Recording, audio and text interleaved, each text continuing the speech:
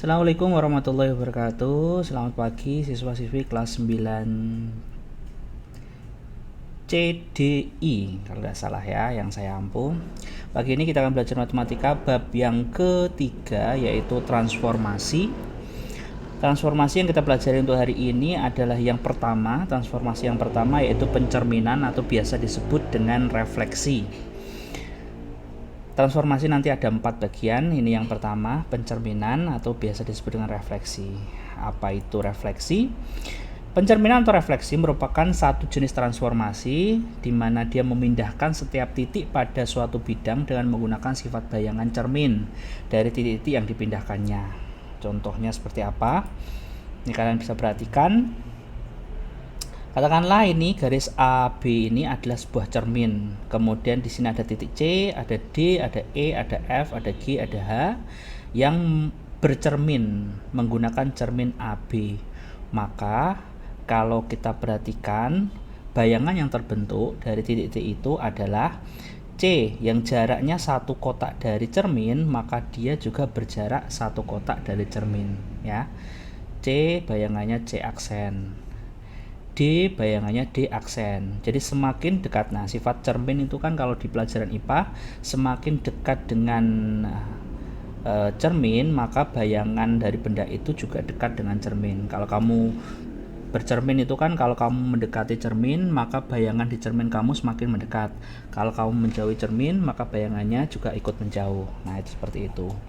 D yang jaraknya 1, 2, 3, maka bayangannya juga 1, 2, 3 dan seterusnya. Ya, bisa kalian perhatikan ini perbedaannya.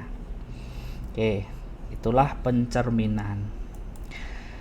Rumus umum refleksi atau pencerminan. Ini kalian catat ya, ada 1, 2, 3, 4, 5, 6. Yang pertama pencerminan terhadap sumbu X ya, bukan negatif X. Ini kalau X, Y jadinya X, min Y. Jadi X nya tetap, Y nya yang awalnya positif jadi negatif. Atau kebalikannya, kalau awalnya negatif jadinya positif. Pokoknya berubah tanda. Kalau pencerminnya terhadap sumbu Y, maka yang berubah itu tanda X nya. Awalnya positif jadi negatif, atau sebaliknya negatif jadi positif. Y nya tetap. Kalau pencerminan terhadap sumbu Y sama dengan X, maka dibalik, yang X nantinya menjadi Y, yang Y nanti jadinya X ya. Kalau pencerminan terhadap Y sama dengan min X, dibalik dan dinegatifkan. Dinegatifkan ini artinya berubah tanda. Kalau awalnya positif jadi negatif, kalau awalnya negatif berubah jadi positif.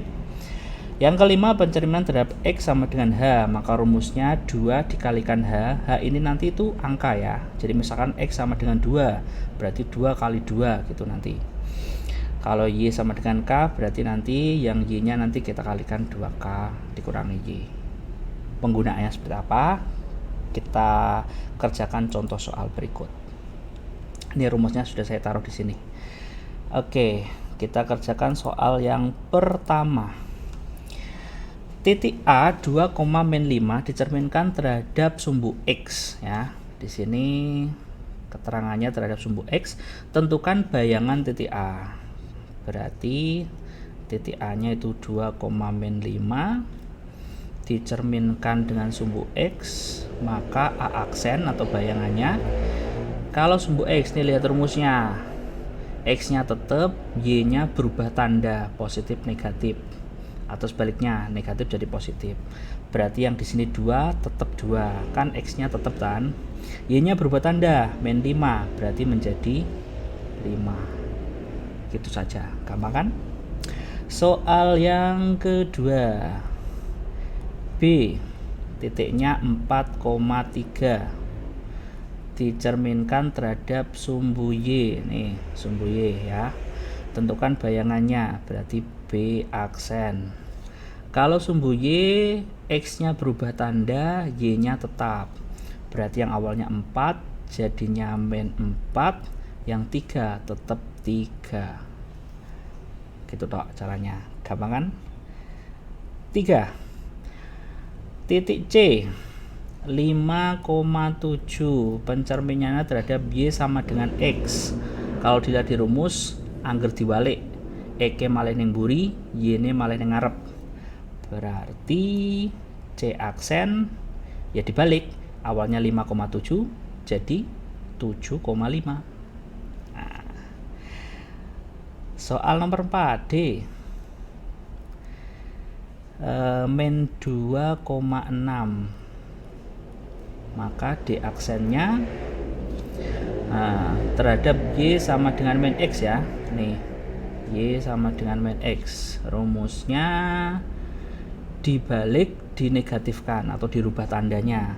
Berarti 6 awalnya di belakang jadinya di depan, awalnya positif jadi negatif. Min 2 awalnya di depan jadi di belakang, awalnya negatif jadinya positif. Berarti min 2,6 berubah menjadi min 6,2. Soal yang kelima,